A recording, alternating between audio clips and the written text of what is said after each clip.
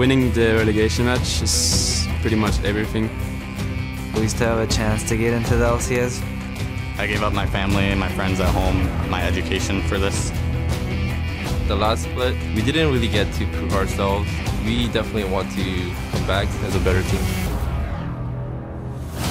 Our previous chance, we kind of got overconfident.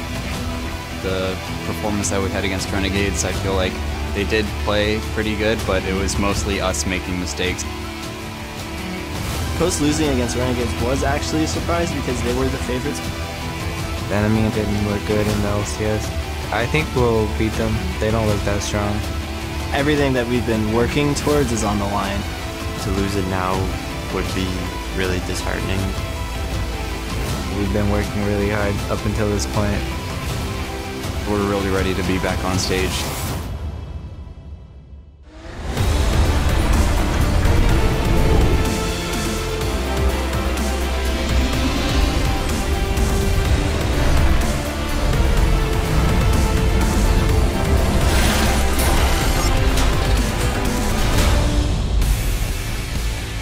Welcome to the North American Spring Promotion Tournament. Big series coming your way today. Here you're seeing NME heading into the studio just a short time ago. They're going up against Team Coast, who are out to reclaim their spot in the LCS. And of course, Team Imagine is already in the building, and they'll be taking on Teammate a little later in the day. Hello, everyone. I'm James Dash Patterson. Joining me on the desk for our first series are Joshua Jatleesman and reigning promo tournament MVP, Kiwi Kid.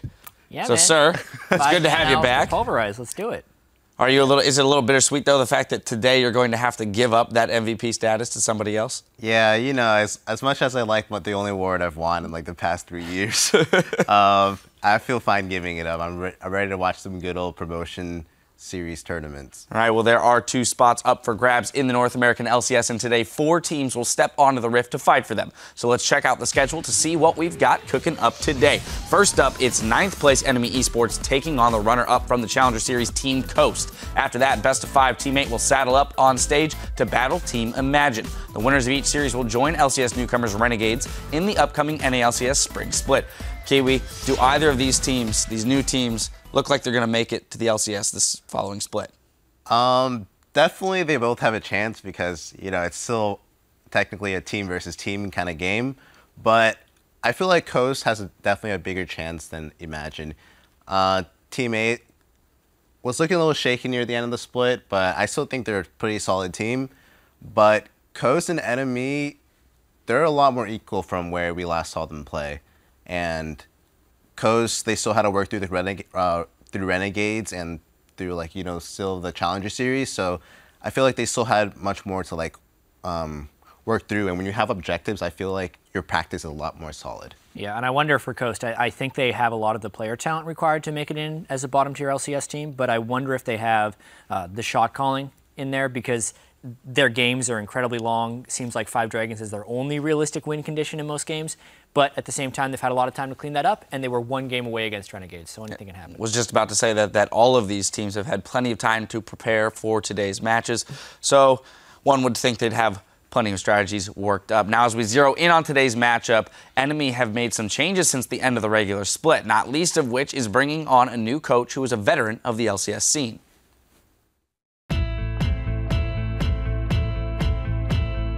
I've always had a passion for leading teams.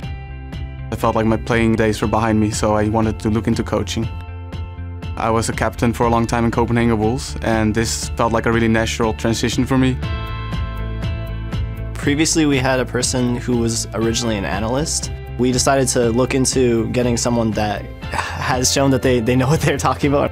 We figured he would be a perfect fit. I was very nervous at first because I'm playing with people that were my equals just a few weeks ago, and now I have to be an authority figure over them. So it's been a great challenge, but they've welcomed me with open arms, so I'm really happy with the transition. We are very straightforward about how we want to do things now, and so far it's getting a lot better. I look a lot at other regions and see what they're playing, what kind of team comps they're running, and then I try to relay that information to the team. The system of how we scrim is now changed, and I think everyone's like improving every day. The most important thing I do is give them a goal and purpose for their training. NME is really a family to me. They are really friendly and they're also really hardworking, and they are very respectful towards me and vice versa, so I'm really happy to work with them. Plenty of experience there, plus the added benefit of having come from another region. We've seen that be successful in other areas as well. It's interesting. I mean, Young Buck, say what you want about him as a player, but he's always been a leader on Copenhagen Wolves, and pretty much everyone who I've heard has played with Young Buck say he has a good, strong personality. So as far as just general coaching aptitude, maybe he's a little bit young, maybe he's a little bit inexperienced. I think he has the baseline down as far as familiarity goes. Yeah, and from the words we heard in that video, he definitely has the motivation. Well, now to preview our first, let's hope. Well, now to preview our first showdown, we're going to pass it off to our casters. Thank you very much, Dash. It's been passed off. What's up, guys? I'm David Freak Turley. With me is my co-casters Sam, Kobe, Hartman, Kensler. I added the quotes because it's not a middle name. Not sure who it is. Is it John Cena? It's disappeared. We're moving into our first series of the day. It's Team Coast versus NME Esports, and this matchup actually pits the team that was auto-relegated last split against the team that took their spot automatically.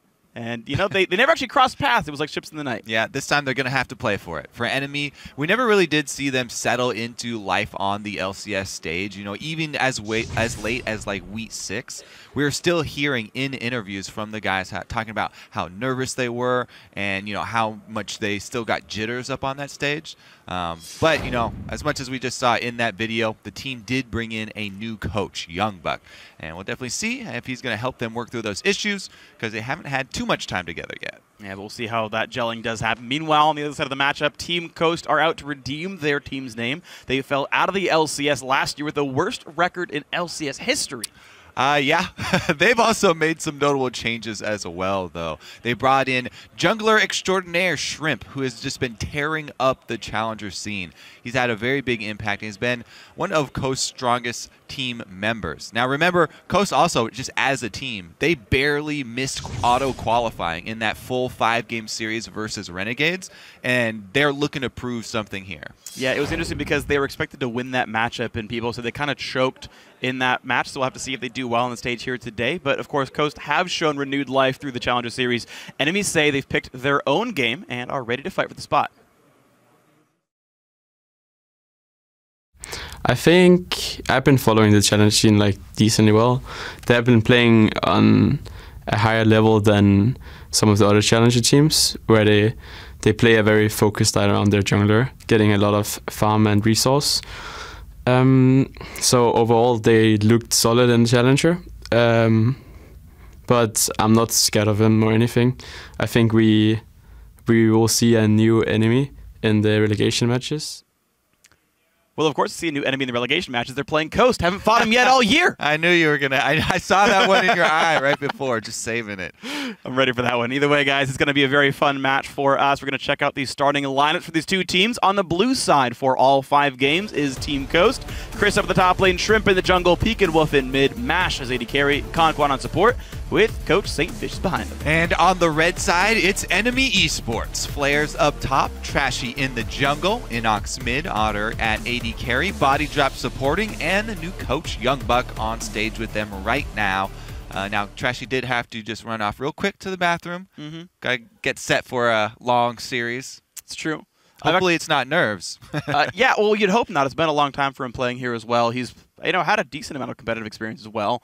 Qualified for the LCS with H2K, played a whole split in the LCS itself. You would hope he'd be ready to go in this matchup. And, it's just a matter of seeing how well they play when it comes down to it here. It's funny because both these teams kind of have relegation kings in that Inox is 9-1 all-time record in promotion matches. Yeah. He's won every series he's been in, dropped a single game total. And Chris, though he does drop out of the LCS constantly, has qualified. He always comes back. Yeah, he qualifies every time he's coming up from Challengers. So the question is, who's going to hold on to it this time around as we get ourselves into Champion Select and the bans start? Of course, we are on 5.15 here in North America, so that means that Fiora ban is here for a very good reason. So Fiora ban, yes. Gangplank is left up, though. He's another... Oh, that didn't take long, did it? No, it didn't. All right, well, top lane Gangplank for Chris, and that is a great champion for him to just smash his lane.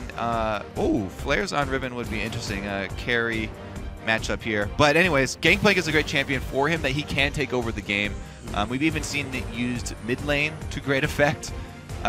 is the mid-game damage of Trinity Force barrel crits can take out a whole team. You have to be so careful when playing against Gangplank. As the enemy team, you have to split up. You can't afford to have multiple people get hit by a barrel late in the game at any time, or else you lose that team fight, you lose an objective after it. Absolutely true. So you got to watch out for that one. And what's interesting as well is Gangplank can be a bit of a flex pick. We've seen him played mid lane. Yep, very, very well. So it's always interesting to see. We saw Trashy hover Azir for a while, but they decided that Elise and Braum were actually much more important right now. So Azir at least 4th priority here. The question is if Inox thinks he has a counterpick for it, as they are red side, and NME did in fact pick red side for all of their games. This is their side choice here. You can see their focus on the jungle. They talked about it in the video already. They've double banned Shrimp as well as first round picking away Elise from him. Plus on this patch, since this is 5.15, that is the nerfed spear for Nidalee. A bit harder to hit them as well as the damage. Right. So definitely shrinking the jungle pool as much as they can to try and keep the star player there from coast down.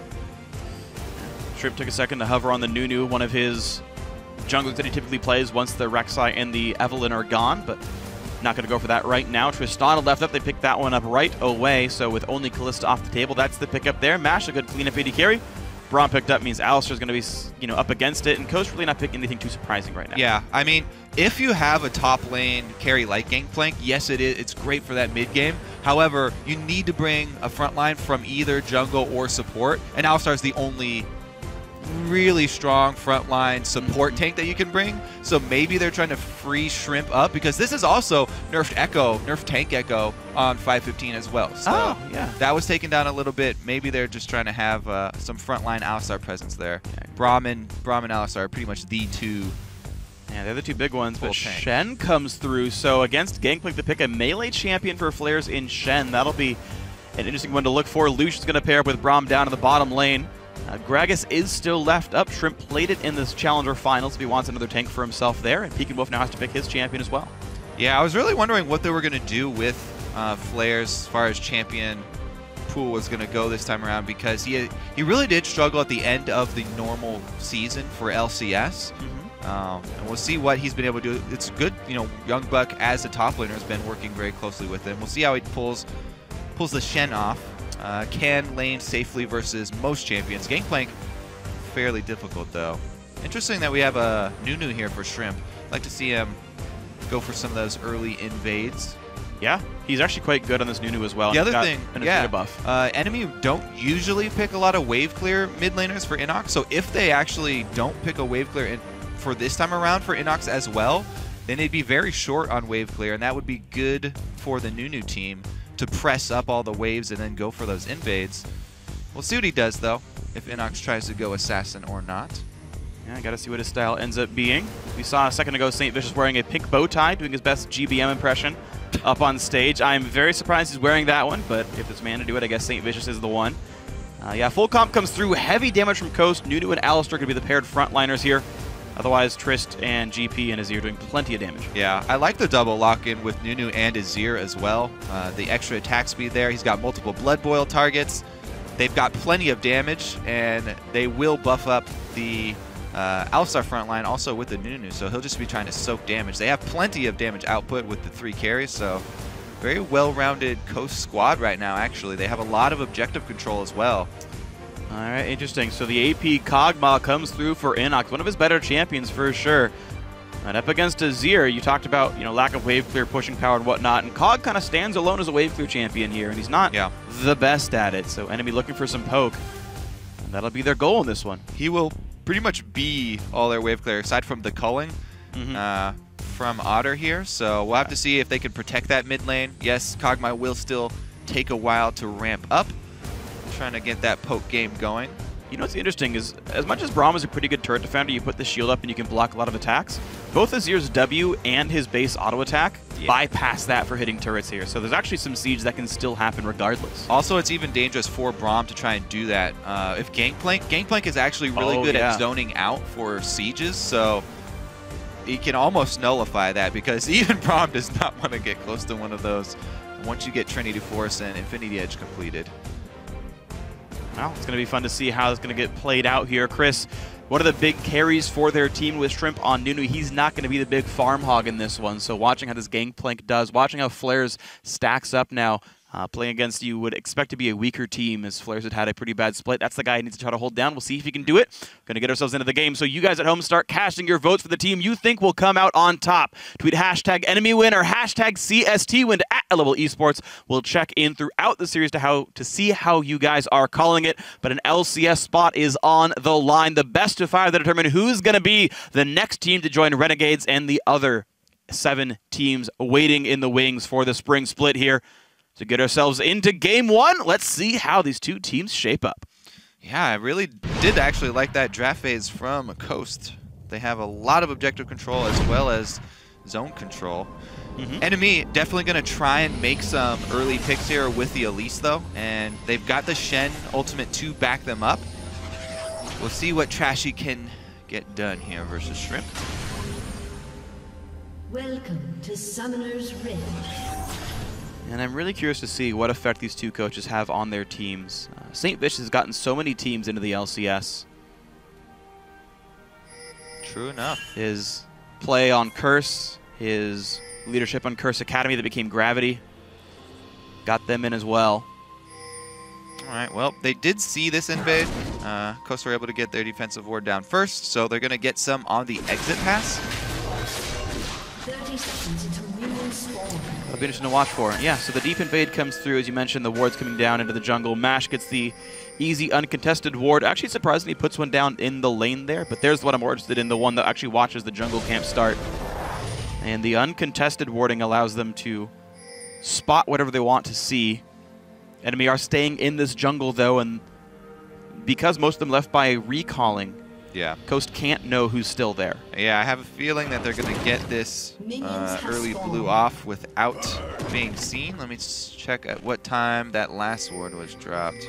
Okay, that will expire by the time that they finish their jungling inside blue side. So we'll see if Shrimp decides or just has a feeling. Yeah, he can easily go red to blue quadrant and run right across the map. Yeah, exactly. All right, enemy are spotted on their way down. Otter and body drop known to be in the bottom lane. And so that means the enemy are actually getting a very greedy jungle start. There is no help at all on this side of the map, but their trinket wards make sure no one's coming around. Players will let Trashy last at the first one. He will take the small wolves as Shrimp and Chris are duo jungling themselves. Yep, give the money over to the top laner, so he'll be able to go buy extra potions when he finishes. There we go, blowing up the barrels, doing the normal things. That top laner Gangplank does in this jungle. 27 gold for him. Give that to Shrimp, and there's the recall. Okay, so pretty quick run through. Ah, he does not have a magical jungle sense. He will find that everything has already been taken from him. So that initial start there from NME will net them pretty much an entire quadrant. Yeah. But, you know, first signal, he sees the wolves are gone. Let's see how many seconds. It was about 30 seconds there that he did waste going to the other side, but he'll try and catch up as quickly as possible here, moving over to the blue side. And now there is an enemy Esports dual lane around. Theoretically, Braum could turn back and contest Nunu on that blue buff. Shrimp does have his smite up right now, so securing wouldn't be too hard, and looks like he will not be stopped getting this buff. Yeah, doesn't look like they want to try and fall back into there. I mean, it would, at most, it would draw Alistar out of lane as well, and Nunu still can very easily take that buff under harassment with the consume, so should be fine catching up, but he will be a little bit slower. Shrimp will continue to stay in the jungle, of course, at least plenty fast, so we'll see how much more gets taken around, but Nunu is grabbing the wolves right now, and he might just get the full quadrant. We'll see what happens to the Gromp. Meanwhile, we watch the bot lane fight. Enemy right now not getting a lot of damage done. In fact, we have a small lead for Mash in this matchup. Yeah. Shrimp leaves a small wolf. He's actually counter jungling quite well. Quan going for the combo right there. Actually, didn't get any harass really off at all for it. Just used up a bunch of mana.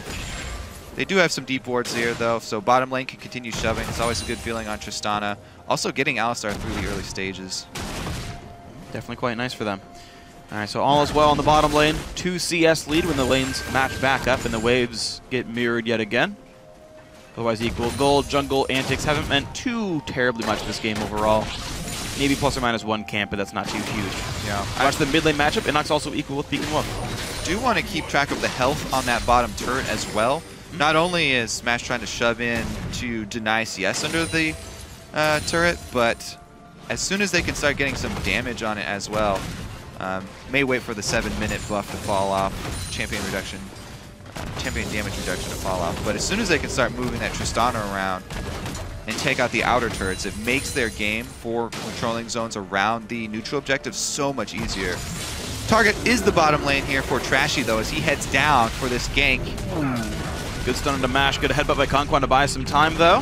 Here he comes. He's taking a lot of damage, and here comes Trashy. Alistair very low on health. He's got no way out of this one. Flashes for no avail. Point blank hit from Elise, and there's first blood. Well done, enemy. Yep, able to drop off the pink ward on his way down through as well on the bottom side of mid lane. So Inox could just farm under his turret, hug the bottom side of the map as well. Nunu is getting some counter jungling done, but the first blood there, Elise early lead definitely coming into effect.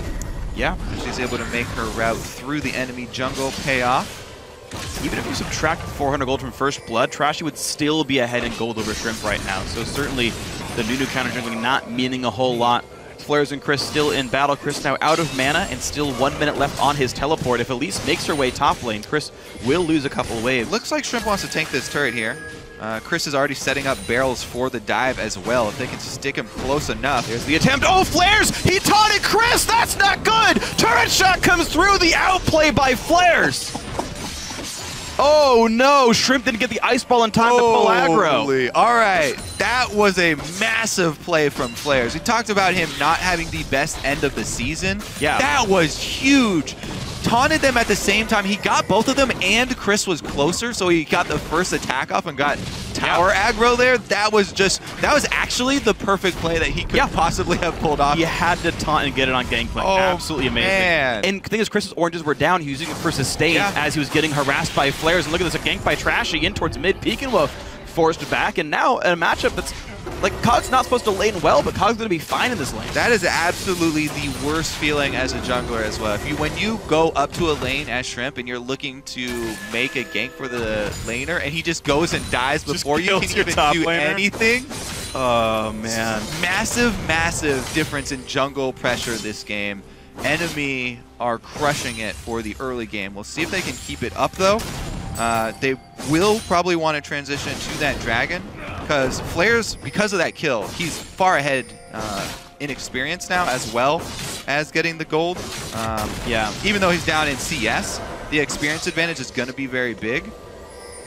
Being able to pick up his early Vami Cinder, maybe he can get a wave shove going here. Yeah, he is half level ahead right now, and despite his kill, he's only up 50 gold right now in the matchup. Yeah, so I mean, certainly he was definitely getting bullied as far as CS, but interesting how we got a double lane gank coming here.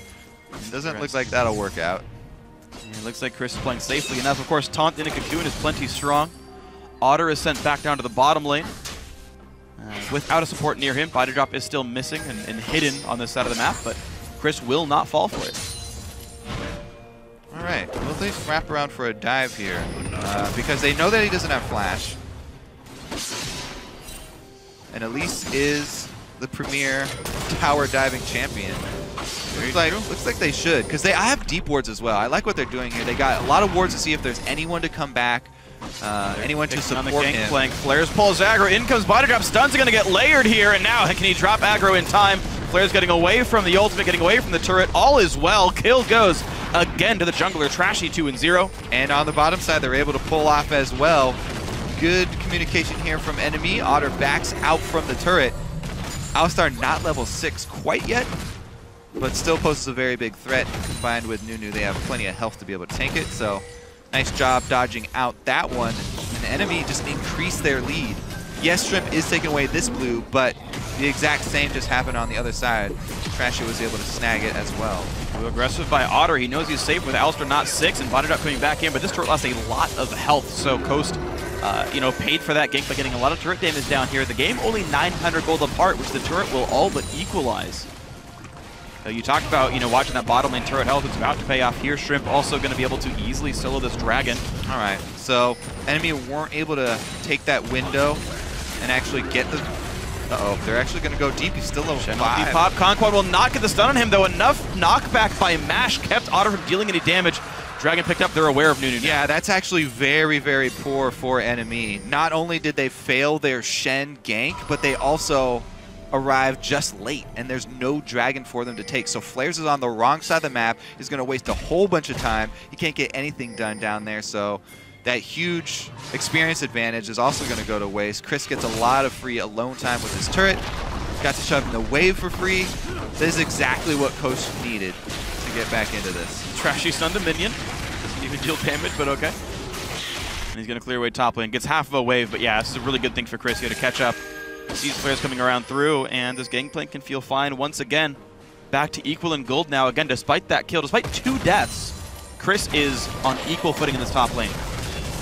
Yeah, that was a lot of time there spent for players on the bottom side of the map without getting anything except a flash out of a Tristano, who's already one of the safest AD carries in the entire game. Yeah.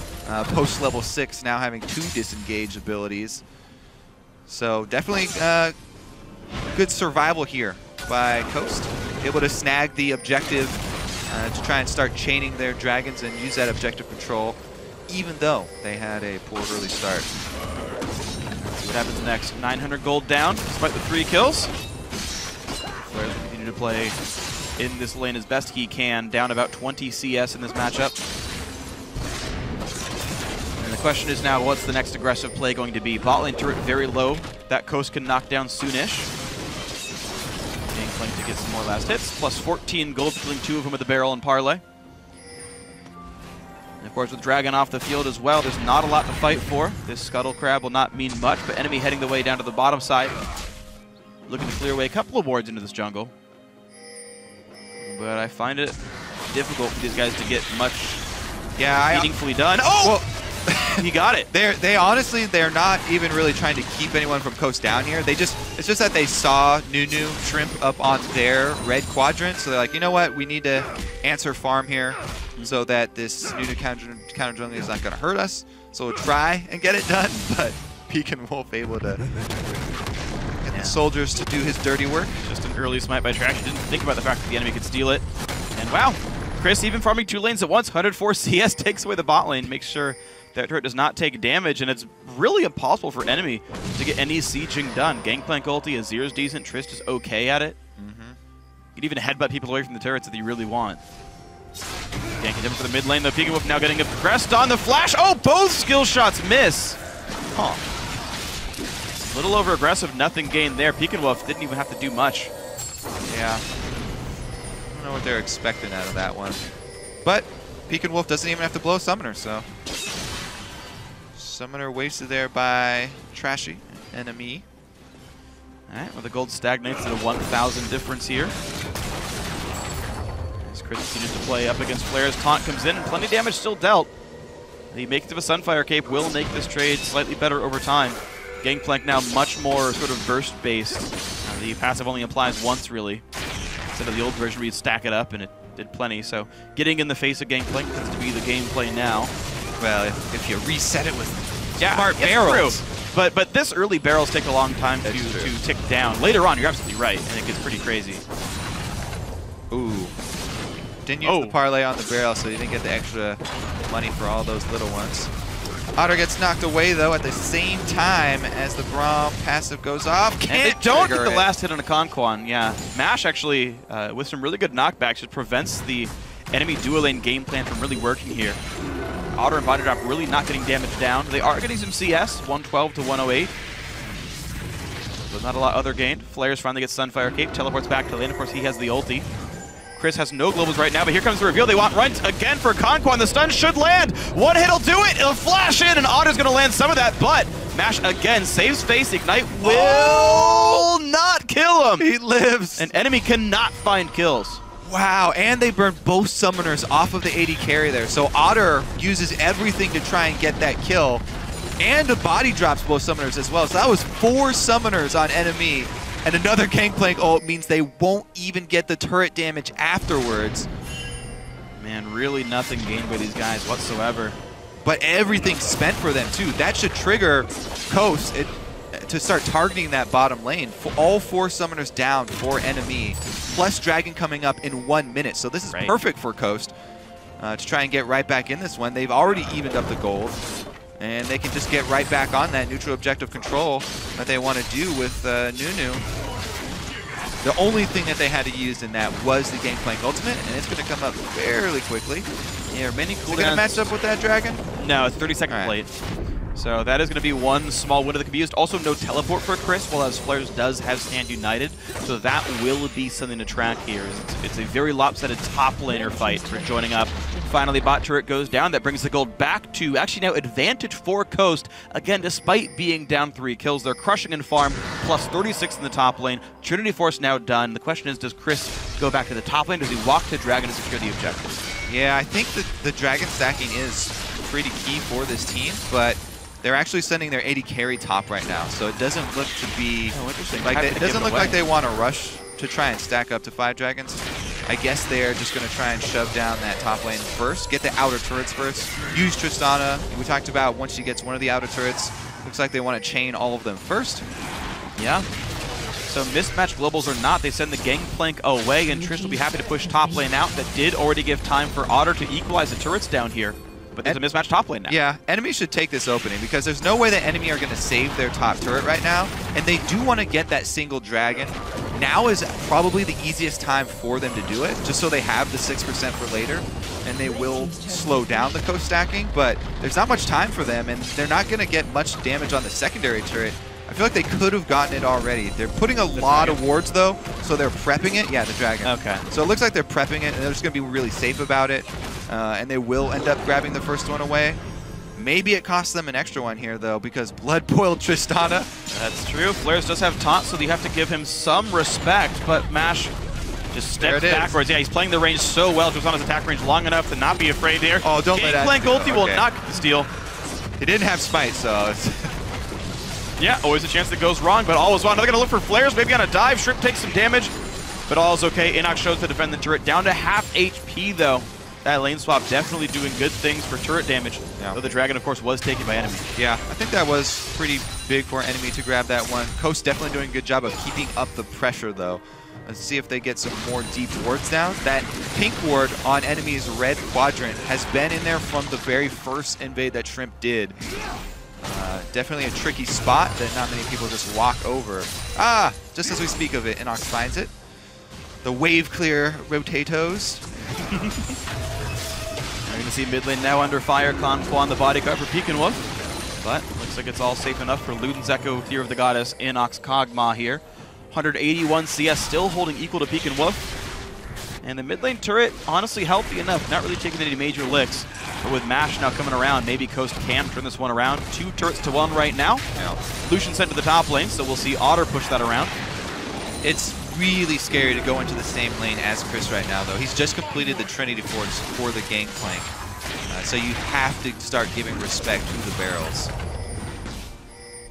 Yeah, I don't think Otter can chance even getting an auto attack in here. There is interesting gameplay around Lucian, though. Is basically you just press W or E, and you can double shot the barrel and knock him down. Yeah, you can double shot him.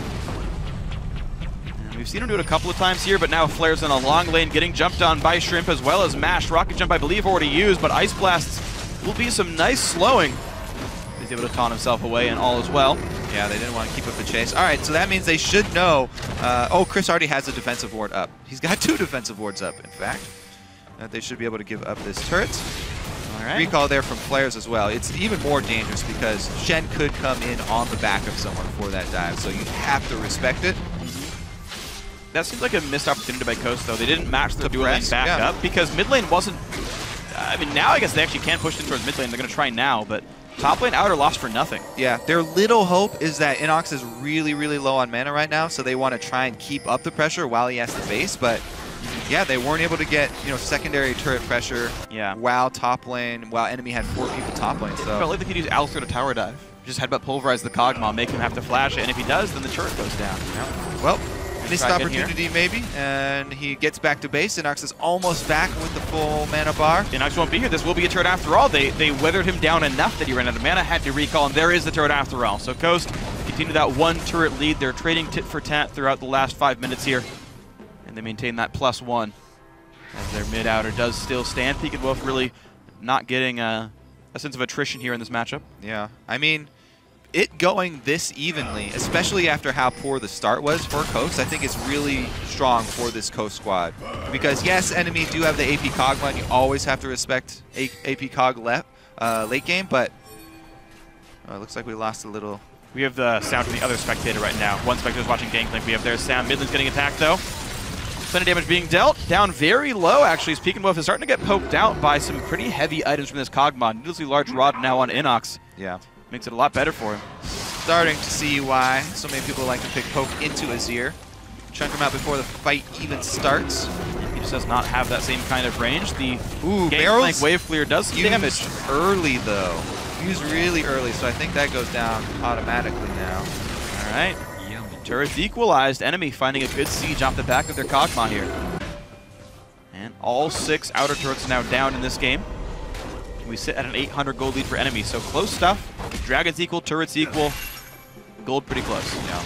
Enemy haven't really been able to utilize the Shen stand United very effectively quite yet.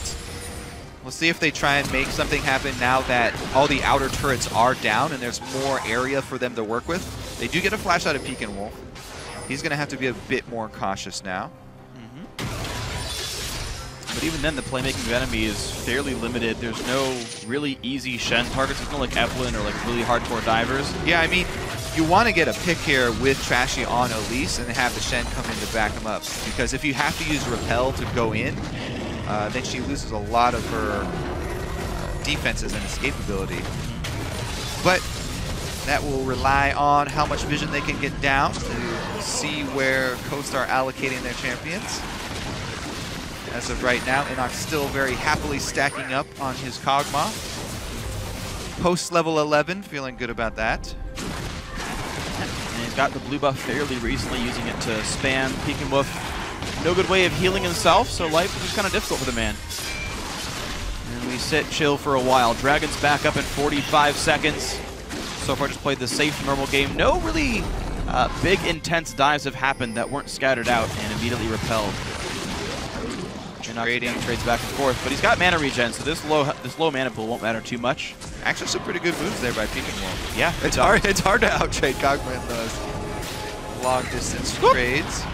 Grimp gets a smite down and takes away the Scuttle Crab, but he is now 50 seconds away from smite, so he will not have it for this impending dragon.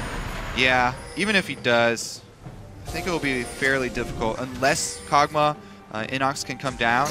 Wow, he needs to save up his mana actually, even though he has blue buff. If he charges up the ultimates and gets those stacking, yeah, it will restrict his poking. He does need to get poked down before they go for this. Goes to there first, and they've got all of the vision actually. There's a couple of wards around, but Pinkwar's going to just get rid of that anyway. Gangplank's still in the top lane. Chris is safe. Blue Dragon got used, and they say, yeah, Coast, you deserved it. Well done. And there's Dragon. Yeah, not the end of the world there for Enemy, though. That's why it was so important to take that small window we saw earlier in the game to grab that single Dragon.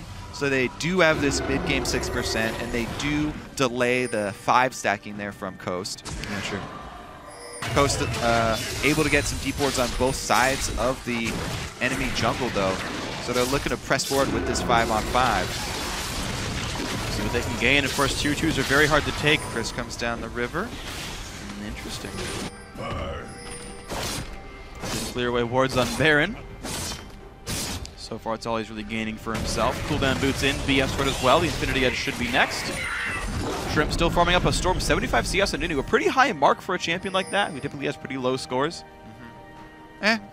Nunu's pretty, especially Trail. Yeah, I know he can farm fast. I just feel like he doesn't typically try to. Like when I see Nunu's. That's pretty much matching equal to Trashy.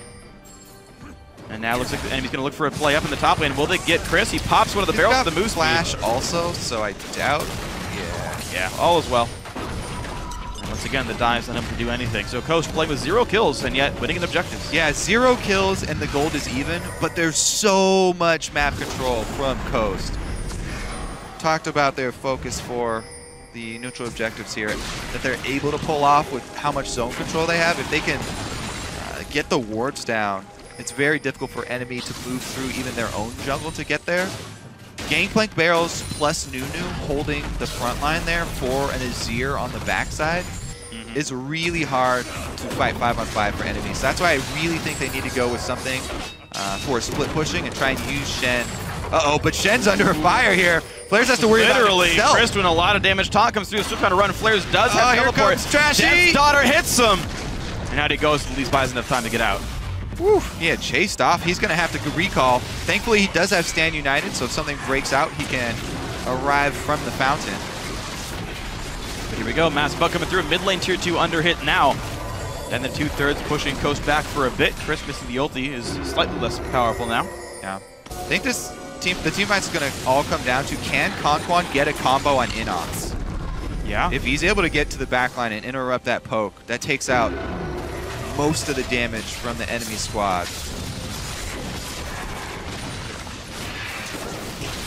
It's a stun. Shrimp taking a lot of damage. Runs through a couple of wards and really gets punished for it. He's low now. The Kog'Maw poke not quite landing on him, though. Riley's Crystal Scepter done, so more slows. Inox can now chain down targets even easier, but is missing his blue buff. He's got to be careful about his mana pool on this one. Yeah, he wants to keep up the poke. Does find a key one onto Peekin-Wolf. And it enables the culling as well. Conquan down to half as well. This could be enough damage to make this turret fall. Wow, Flares uses his teleport to get to the bottom side and stop Chris's split pushing. Looks like they are going to give up the tier 2 here for Coast, though. No, they're going to go for the engage right now. Big damage comes through. Shenalty popped onto Otter, and Conquan taking big pain, but that leaves Inox alone. Ulti and damage. Mash goes in. He's got to get the kill, and he's going to rocket jump away from the Acathian surprise. Well, thought it was going to come down to Conquan getting to that backline, and he did it. They're still in it, too. Another combo to get Flares. Flares slowed down. Somebody he'll use will save body drop for now, but Chilling's might comes through, and Chris gets in with the parlay. Flares going to be the 3rd death as well. Big fight for Coast. Ooh, Conquan was able to find the AP Kog'Maw there. They rout enemy, and they switch over to Baron here.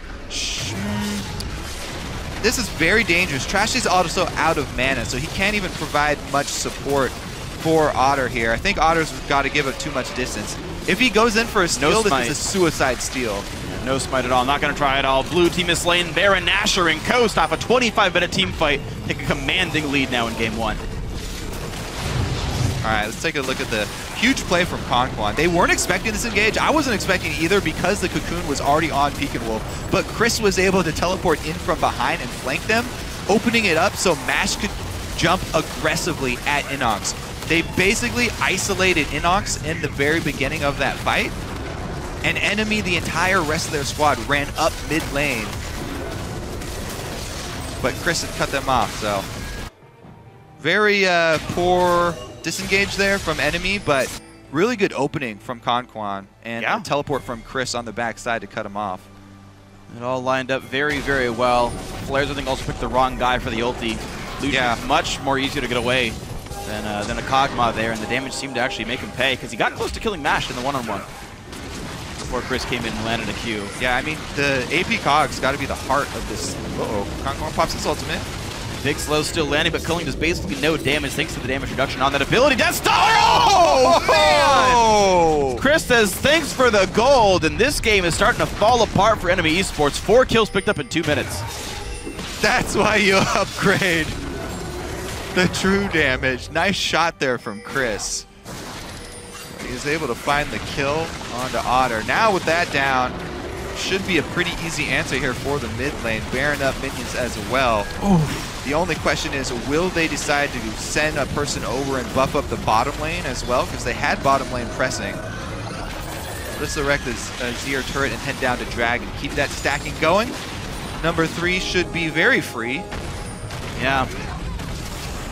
And Coast's going to take control of this one. You know, it's funny, Chris on Toy Soldier Gangplank, it's one of those toys that gets recalled for being unsafe for children. Warning, the gun is real. It might kill your mid laner. 5-year-olds, please do not play with this one. And Dragon number 3 picked up very cleanly and easily. 5 turrets already gone as well, and Coast. Hey, they got 100 gold back for that Azir turret, though. All right, that's something. These Azir turret us up, but they killed a couple of minions and even earned some cash for Peekin-Wolf. All right. Otter did go into 2nd item rally, so he could try and get the slows for chaining and chase somebody if they do find somebody and get them caught out. It's a cool mix because it sets up for the Lucian culling as well. Like, I think they picked Lucian as a poke AD carry in a weird way. Yeah. Like, when you're going for the siege, you're like, all right, hit R, and the guy can't get away from it. It's a cool idea. And they've already done it. Like, they tried that combo. The only problem is 2 times it was Alistar who was the one receiving all the poke damage. So Yeah. Conquan able to not only take the damage, but also re-engage afterwards. And everyone who's not Alistair can steer clear of it.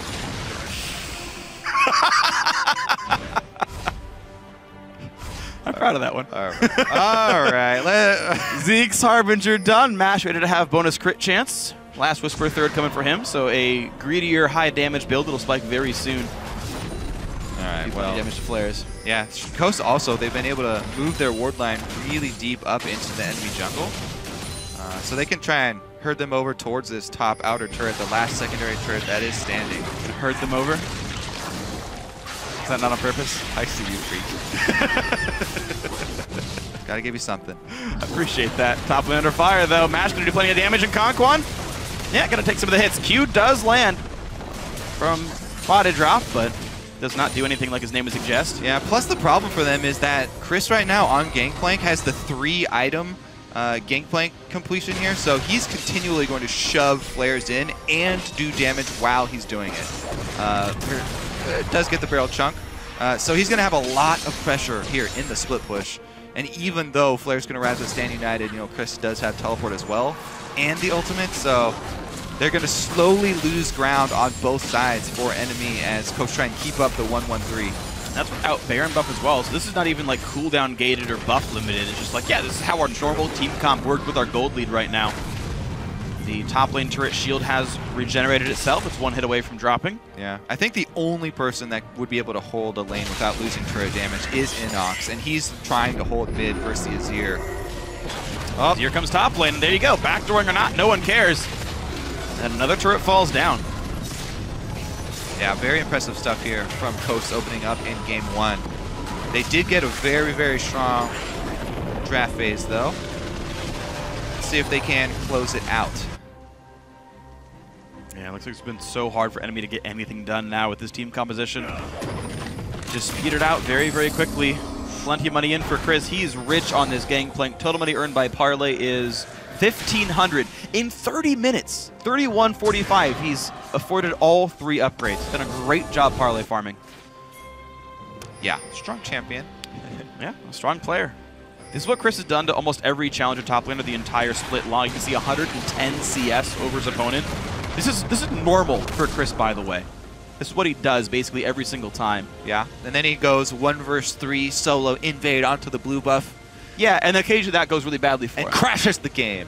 Hopefully not. I mean, we're still in it, but yeah, so a quick pause. We'll see what that ends up being for in a little bit. We'll keep you guys updated on this one. But this is Coast actually looking a bit sharper than normal. Yeah. They've actually done a really good job of knocking turrets down from what they've been doing in Challenger. And this is Coast with a recovery. The early game was all NME. NME had the good early moves. They started off, had an extra jungle quadrant of farm to start with. Flares had a good solo play in the 1 versus 2. There were multiple points here for NME where they had a really good opening, and it was just Coast coming back in that mid game.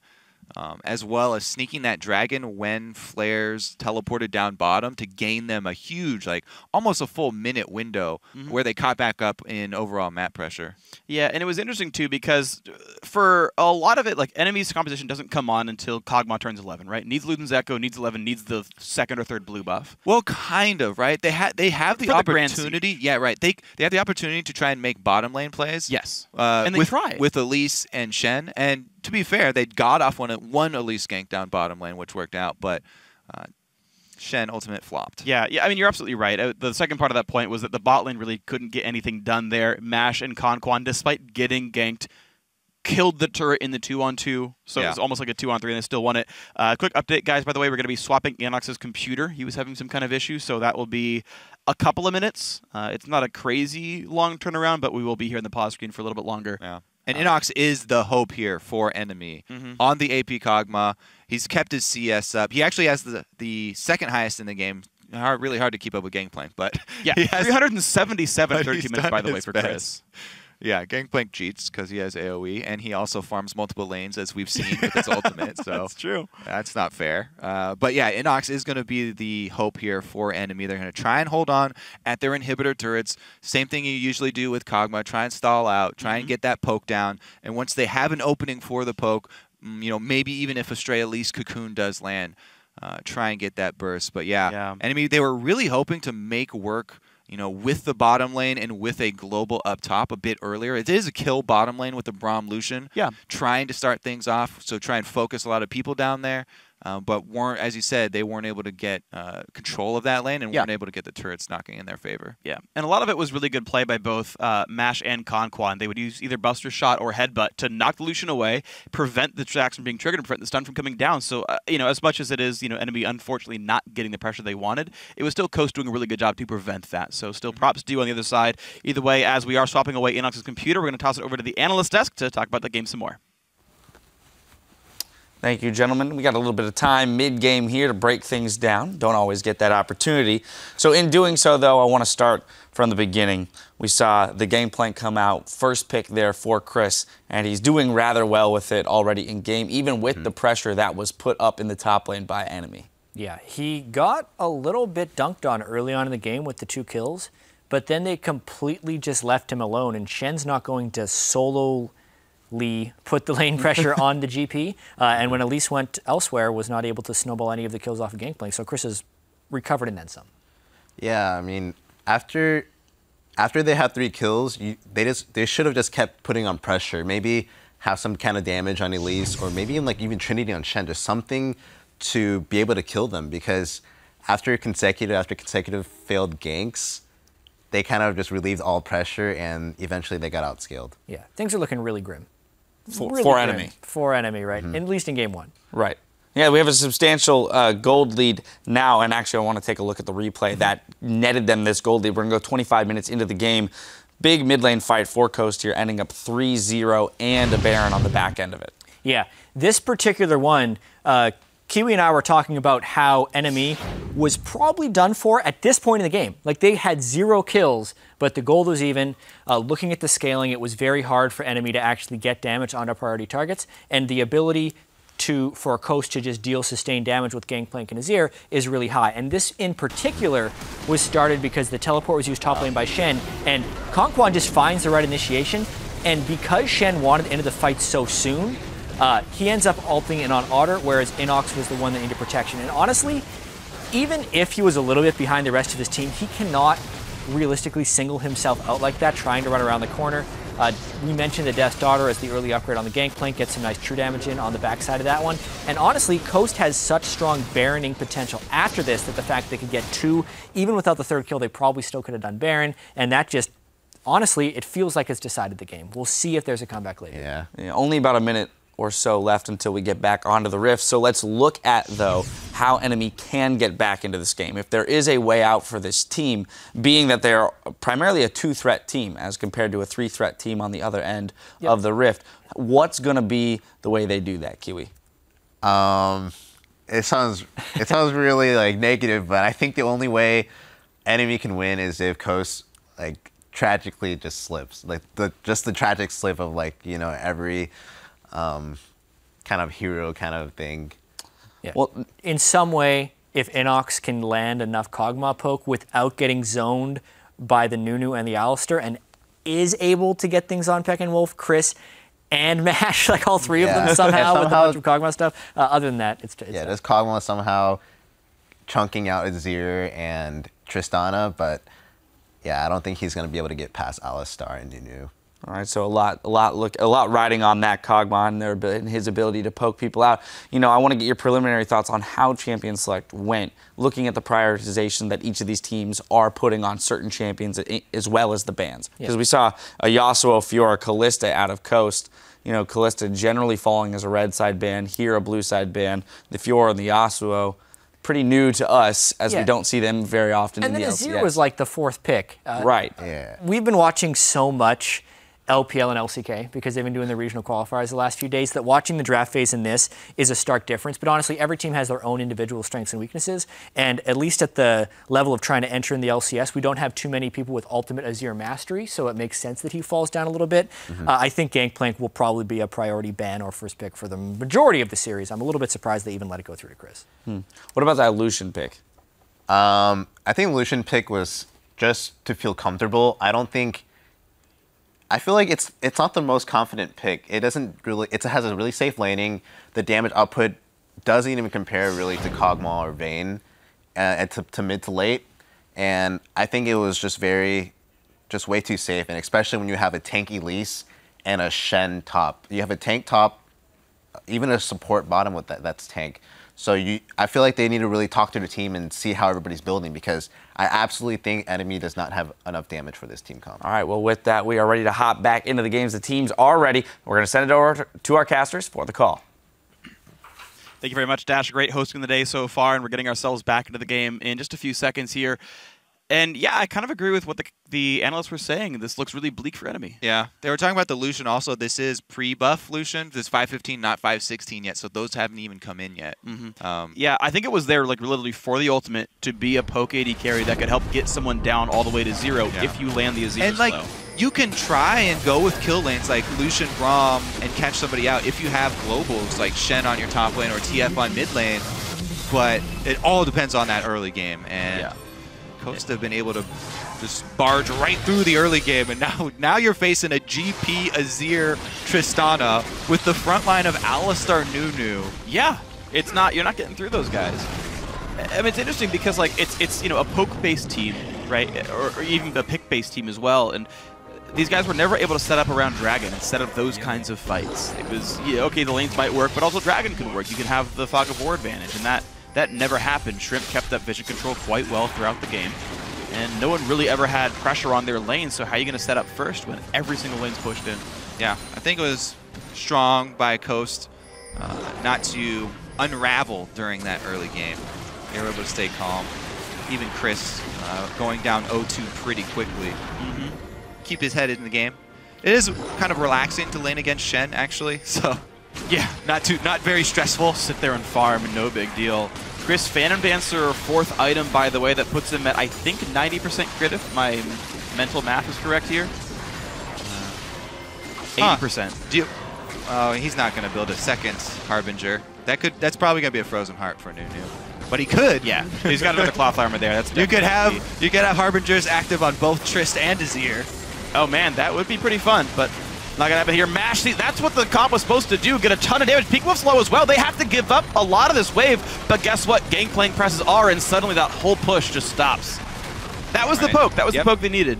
Well, they got it, but they had to trade ultimates there. Chris, actually, did he cut off a wave before he moved up too? Uses the Ghost Blade to just transition up the top lane as well, and Flares is just trying his darndest to keep up. Yeah, well, Peeking Wolf home guards back in, and it's enough pressure that suddenly Coast are able to defend the inhibitor turret. I feel like the blue buff becomes the #1 priority for NME now, and they haven't been able to get one for Inox. They need to get one on spawn for him, because that's what they have to play around. We'll see if they can control that, because yeah, Inox being useful, you can see the impact he can have in this game. But unfortunately, the last siege was around the inhibitor turret, which you can home guard back to and defend. It's not around this Dragon. And guess what? Dragon's up now. Coast looking at their 4th, and yet again, they are there first. Yep, and it looks like they're going to give this one up too. Enemy going to try and shove down mid, but they won't be able to get it in time. Maybe they zone him out. That's actually a good... This is actually a good engage. This is a good position for Coast. They can come in behind with the Alistar and get a free line straight to the Kog'Maw. Yeah, Enemy, that's pretty much just a bluff trying to move down mid lane there. Coast actually going to try and cut him off here. A little bit of damage done by Chris, going to put Trash into half. Cocoon lands, eats the oranges, and now Body Drop forced to defend the team. But a big knockup comes through. Here's the engage. Body Drop goes down despite the ulti coming across from him. Taunt up to the front line, but how much damage is really left now? And wow, Flares crushed in the front line here, taking so much damage. Coast not really hurting. Coast actually don't even have to chase here. They got the huge win out of that. They can just clear out all the vision.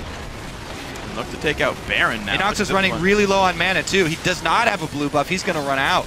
Coast have plenty of health. There's the push. There's blue team slaying Baron Nashor for the 2nd time. Coast very far ahead. 36 minutes in. Only 5 kills. That call for Enemy to shove down mid lane instead of retreat or try and even contest Dragon or anything like that was just... I think they could have straight rushed. Very desperate. It was very desperate though, and it's really weird to rush down mid lane when you didn't even have like a minion wave up towards the turret, because you know you don't have that much time. This is 35 minutes into the game. Dragon is a trivial objective to take. You can burn it down very quickly, and they got cut off inside Coast territory. Very easy cutoff there from Chris. Didn't even have to teleport in because he was just top lane and just walked right down. So now Baron up a second time here for Coastin. This should mean inhibitor turrets are going to be under fire shortly. Shouldn't be hard for them. 11,000 gold puts them up here. Coast looking to take game 1 in their road back into the LCS. Revamped lineup and looking pretty solid. Bot lane being pushed up by Tristana. The whole team on this side of the map. Chris does have all of his globals up right now. Summoner and Ultimate included. Flares has to hide down his bottom lane. He's getting completely passed by everyone here. 160 minions in the top lane matchup. He's behind every other carry lane as well. Now I am the Even Nunu's encroaching on his gold income here. Goes to control over a blue buff. So you talked about Shrimp. Nunu doesn't have to help damage a blue buff this stage in the game. We talk about Dragon being burned down quickly. Yeah. Azir can like 4-shot a blue buff. He waits around until the last second to add an auto attack to help take it down.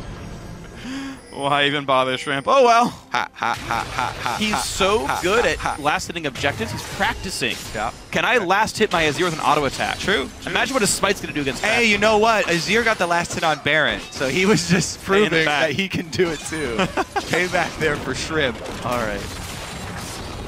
Easy wave clear. Chris looking good in this matchup. Will not be maxing his crit chances, going for a Spectre's Cowl in his last item slot there. All right, well, can Inox pull off the miracle hold here? AP Kog'Maw, no blue buff.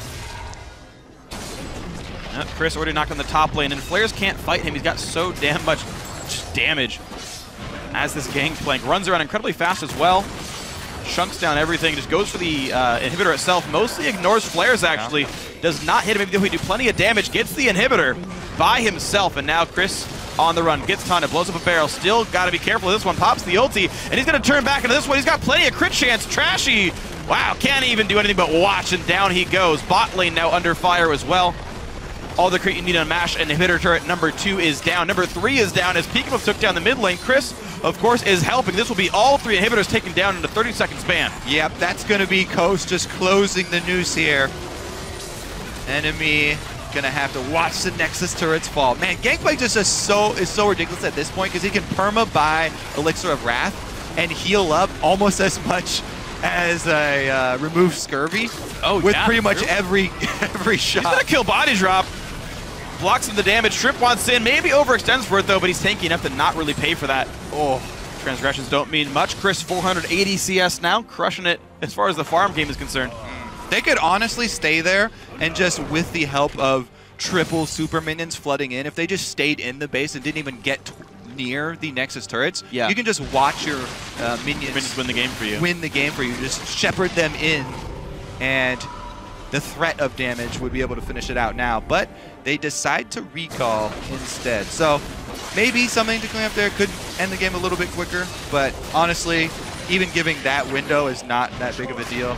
Yeah, the last shopping trip gives Chris Spirit Visage. It gives an elixir of Magus Elixir. What's the Brilliance for Peek and Wolf, and the last few items come through. Even some magic resist on Mash just to make sure it's all safe.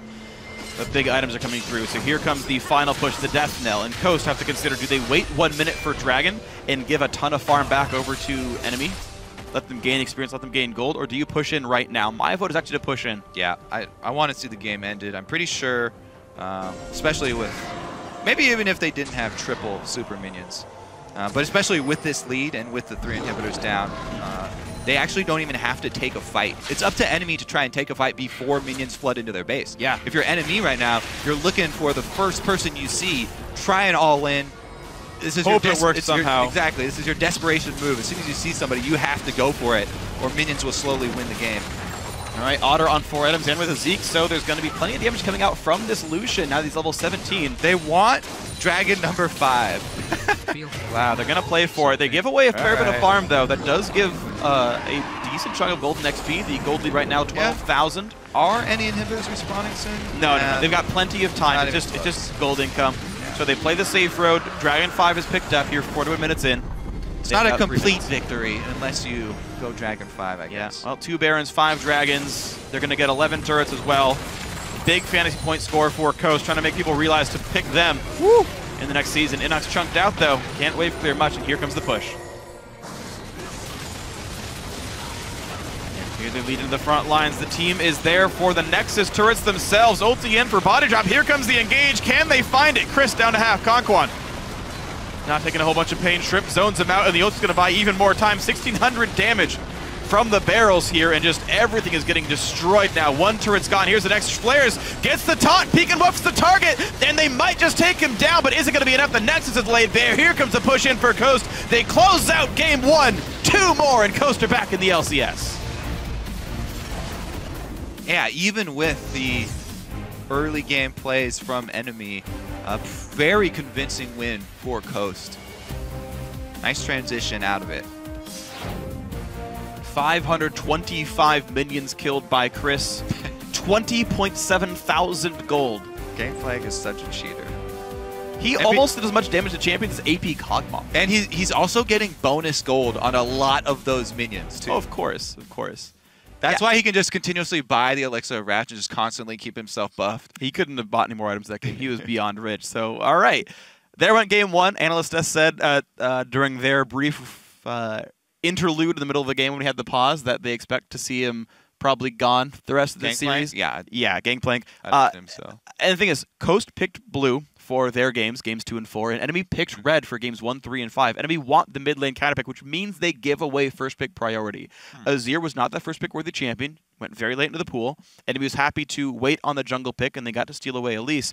But Gangplank's really big, and Fior's really big, and Chris is a dominant top laner, and Flares has been getting destroyed all split long. They can't give Chris these big high impact champions. I would, if I was NME, I would probably rethink actually the whole draft phase right now, because targeting Shrimp actually didn't even pay dividends at all. Shrimp didn't have to carry that. Shrimp just, he tried to keep up, he tried to counter jungle. Exactly. That's going to be the number one thing to rethink. But I'm saying you can use the bans they used on Shrimp. Right. On the bigger carry champions. Yeah, I think the difficulty is trying to get them both pinned down, because one can take over the game. It's going to be hard. That's my first thought on the go. We'll see if they can do it over in game 2. But to further break down the game, let's send it over the dash and the analyst desk. Thank you, gentlemen. And I actually want to continue their line of discussion there, which is about the pick priority that we saw in this game. Again, with Coast having chosen blue side, they're going to get their first pick every single game. Every single game. They've shown that they think Gangplank is worthy of that first pick.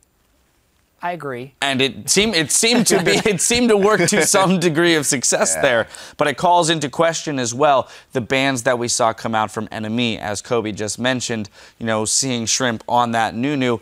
Okay, he wasn't on the Rek'Sai Eve, you know, hard carry jungler, but he seemed to be able to adjust to that pretty easily on the Nunu. Yeah, I was impressed by Shrimp as his ability to play Nunu. It was something he played in the regular season when he wasn't playing one of the incredibly hard farming junglers, and it fit with the Azir. Like, obviously, NME is going to want to switch up their bans. We were talking a bit about this not being an outdraft in our initial read of it because the snowball potential was there for NME, especially if they got the early lead.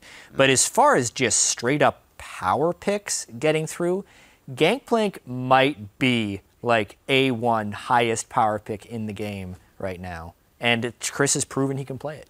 Yeah, like objectively, yeah, Coast probably had a better draft. I thought like picking Shen into Gangplank was kind of, you know, ballsy. It's just kind of, okay, maybe they play the matchup a lot and they like how the map plays around that. You know, Shen actually is like, it's a really even lane, so Shen doesn't really have to worry too much, and you can kind of leave top alone.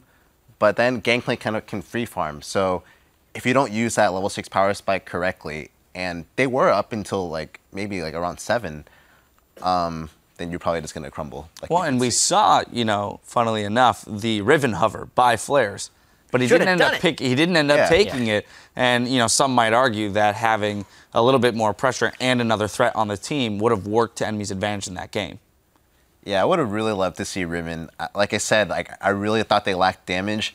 I think NME is overrating Kog'Maw. I think they're just kind of having flashbacks, but Kog'Maw is kind of getting replaced. I mean, sure, he still does crazy amounts of damage, but so does Azir. Like, you can even argue in like kind of like a controlled zone, Azir probably can out EPS Kog'Maw.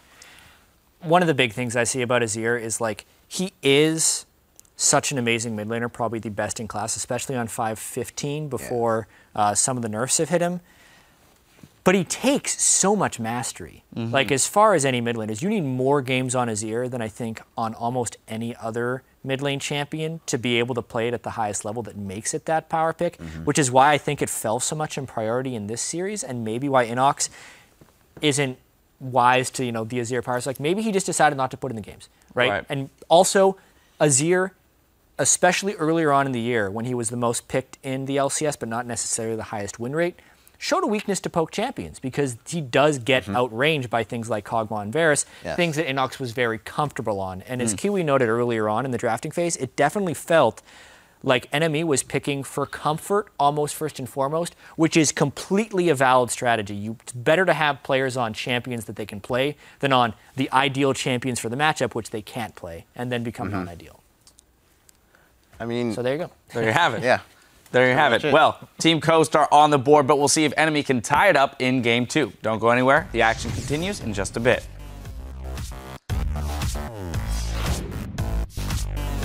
Keep in mind, after the game, group hug on stage. Tyson, I want you to call the group together. All right. Win or lose. Come here. Here's the attempt. Oh, flares! He taunted Chris! That's not good! Turret shot comes through. The outplay by FLICKR. Flares slowed down. Somebody he'll use will save body drop for now, but Chilling Smite comes through, and Chris gets in with the parlay. Flare's gonna be the third death as well. Just run away. I'm getting bot turret. Yeah. Don't worry, I poked out Lucian. Oh, Lucian's super really low.